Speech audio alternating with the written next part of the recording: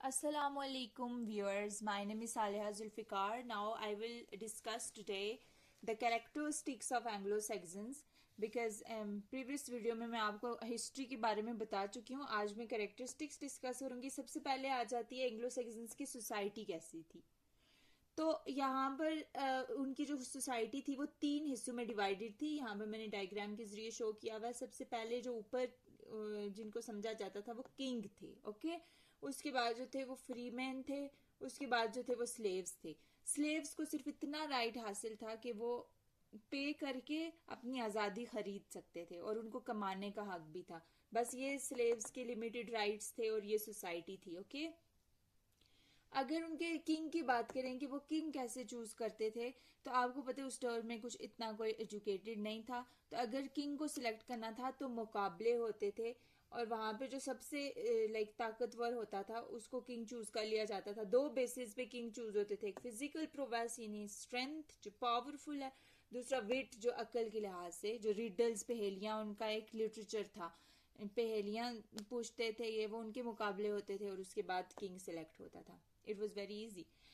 अच्छा, आपको मैंने बताया था पिछली वीडियो में कि एंग्लो सैक्सन्स को क्यों बुलाया गया था, क्योंकि वो एक अच्छे फाइटर्स थे और वो उनको स्कॉटलैंड के अगेंस्ट प्रोटेक्ट कर सकते थे. रोमन्स ने इनको इनवाइट किया था. अगर आपने पिछली वीडियो नहीं देखी तो आप देख सकते हैं पार्ट 1 को.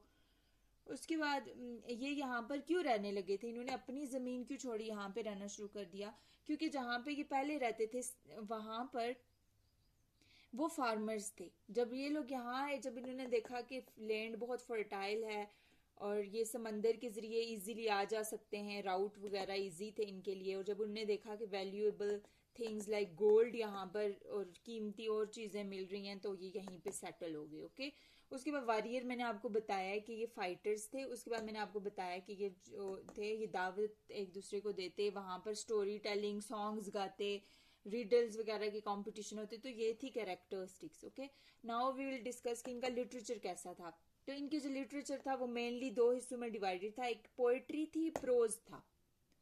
प्रोज बहुत पहले की से आ चुका था, यानी पहली एज से ही, यानी एंग्लो सैक्सन से ही. और पोएट्री भी, पोएट्री में 2 जो हैं उनको रिलीजियस पोएट कंसीडर किया जाता है और कुछ जो पोएट्री है वो बिल्कुल एनोनिमस है. यू नो एनोनिमस, जिनके ऑथर का कोई पता नहीं है कि ऑथर कौन था. बिवुल्फ बहुत ही फेमस वर्क है. 3182 इसकी लाइन्स है और आज तक इसके ऑथर का कोई पता नहीं है, लेकिन ये स्टोरी बहुत इंटरेस्टिंग है. I will highly recommend you to listen at least video on that, क्योंकि बहुत लंबी है. इसमें ये होता है कि बिवुल्फ जो होता है वो हीरो होता है और वहां के जो विलेज के लोग होते हैं वहां पे एक मॉन्स्टर होता है जो उनको खा रहा होता है और वो बहुत परेशान होते हैं और लास्ट पे बिवुल्फ उसको उन सबको बचाता है उस मॉन्स्टर से. उस मॉन्स्टर का नाम होता है ग्रैंडल. ये मैं हाईली आपको रिकमेंड करती हूँ, आप ये जरूर सुने. उसके बाद द वंडर, ये भी एनोनिमस वर्क है. द सी फारर भी और the dream of the rood भी. अब इंग्लिश लिटरेचर के अंदर सिर्फ यही 4 वर्क हैं जो कि एनोनिमस हैं, इसलिए इनको जरूर याद रखें. उसके बाद पोएट्री में मैंने बिवुल्फ डिस्कस कर दी. उसके बाद विडसित एक पोएट कंसीडर किया जाता है. ये कोई पोएट्री नहीं है, ये पोएट है. इसी तरह से रिलीजियस पोएट्री में 2 बड़े नाम है, बहुत इंपॉर्टेंट है, कैडमोन, एक साइन वुल्फ. कैडमोन ने हिम लिखी थी. हिम क्या होता है कि वो सॉन्ग्स वगैरह गाते शाते, ये वो उसी तरह से इमोशनल सा, जब उनको कोई खुशी होती तो इस तरह का कुछ राइटिंग थी, कुछ लिटरेचर था. उसके बाद उसने लिखा था paraphrase of genesis, paraphrase of exodus. ये आप नोट कर लें, बहुत इंपॉर्टेंट है, क्वेश्चन पूछे जाते हैं इस वजह से इनके सारे जो राइटिंग्स हैं इनके नाम याद रखते हैं. इन दोनों में से अगर कोई इंपॉर्टेंट था तो वो कैडमोन ज्यादा था. साइन वुल्फ की अगर हम बात करें तो इसने बहुत इंपॉर्टेंट फेमस वर्क लिखा हुआ द क्राइस्ट. ओके, उसके बाद एलीन लिखा हुआ है और जूलियाना भी लिखा हुआ है.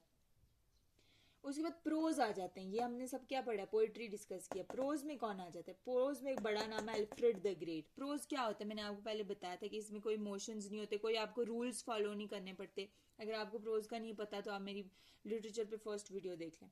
उसके बाद प्रोज में ये होता है कि हम फिलोसॉफिकल थॉट्स को देते हैं और उसमें कोई फिक्शन लाइक नॉन फिक्शन होता है, वहां पे कोई स्टोरी टेलिंग नहीं हो रही होती, फैक्ट्स बेस्ड बात होती है. तो प्रोज के अंदर अल्फ्रेड द ग्रेट बहुत इंपॉर्टेंट है. वेसेक्स का किंग था और इसने क्या किया था कि आपको पता है रोमन्स पहले यहाँ पे रहते थे ना, लैटिन बोलते थे।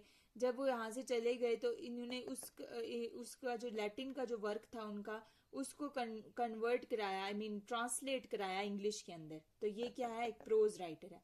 एल्फ्रिक कौन था, ये एक प्रीस्ट था। आपको पता है सरमन्स जो होते हैं फैक्ट बेस्ड होते हैं ना, इसमें हम खुद से कुछ ऐड नहीं कर सकते, तो ये भी प्रोज होते हैं। तो ये एल्फ्रिक जो प्रीस्ट था, ये सरमन्स के लिए फेमस था। उसका बहुत इंपॉर्टेंट नाम है बीड। बीड जो था, इसको फादर ऑफ इंग्लिश लर्निंग कहा जाता है, LERNING लर्निंग कहा जाता है। इसने 2 वर्क्स लिखे हुए हैं बहुत इंपॉर्टेंट। जो पहला है एक्लीजियस्टिकल हिस्ट्री ऑफ इंग्लिश पीपल, इसमें इसने 3 एंग्लो सैक्सन्स और ज्यूट्स को, 3 ट्राइब्स को डिस्कस किया हुआ है, बहुत इंपॉर्टेंट है। बाद में इसको ट्रांसलेट किसने कराया था, अल्फ्रेड ग्रेट ने। लिखा किसने था, बीड ने। ट्रांसलेट किसने कराया था, अल्फ्रेड द ग्रेट ने। अब देखें, ये हिस्ट्री है ना, हिस्ट्री में हम खुद से कुछ नहीं ऐड कर सकते, तो ये भी प्रोज हुआ। हिस्ट्री ऑफ मॉन्क्स भी इसने लिखा हुआ है, यानी किंग्स वगैरह की हिस्ट्री, तो ये भी प्रोज में आ जाता है और बीड ने लिखा हुआ है। लास्ट पोर्शन आ जाता है एंडिंग ऑफ एंग्लो सैक्सन्स की। एंडिंग कैसे होती है कि सबसे पहले हमारे पास जो इंग्लैंड का उस टाइम पे किंग था, 1066 में इंग्लैंड का किंग था एडवर्ड, जिसकी कोई औलाद नहीं थी। और इसने इंग्लैंड को कुछ किंगडम्स में डिवाइड किया हुआ था, जिसमें से जो स्ट्रॉन्गेस्ट किंगडम था ना, ये देखें डिवीजन ऑफ किंगडम हुई थी। मोस्ट पावरफुल जो था उसके किंग का नाम था, किंगडम थे ना डिफरेंट, उनमें जो सबसे स्ट्रॉन्गेस्ट किंगडम था उसके का नाम था गॉडविंस। गॉडविंस का एक बेटा था हारोल्ड, उसने उसको लगा दिया और इंग्लैंड का किंग बना दिया। ये बात किससे डाइजेस्ट ना हुई, एडवर्ड के कजन से, जो कि कहाँ का था, फ्रेंच का, उसका नाम था विलियम। उससे डाइजेस्ट नहीं हुई, उसने बोला मेरा राइट बनता है एडवर्ड के बाद यहाँ हुकूमत करने का, लेकिन हेरोल्ड नहीं माना। तो फिर एक जंग शुरू हो गई। उस जंग का नाम क्या था, battle of Hasting. Battle of Hasting में क्या हुआ, जो हेरोल्ड था ना, इसकी आंख में एरो लगा और इसकी डेथ हो गई। विलियम द कन्क्वरर अब इंग्लैंड का किंग बन गया, और ये था एंड ऑफ एंग्लो सैक्सन्स। अब क्योंकि वो फ्रेंच से आया था और एंग्लो नॉर्मन स्टार्ट हो गया। अब ये कैसे आया, वो नॉर्मंडी से आया था ना, वो लोग फ्रेंच बोलते थे। तो इस तरह से विलियम कन्क्वरर आ गया। Thank you so much. अब नेक्स्ट देखेंगे कुछ जो रह गया, बाकी मैं डिस्कस करूंगी 3rd पार्ट में इंशाल्लाह।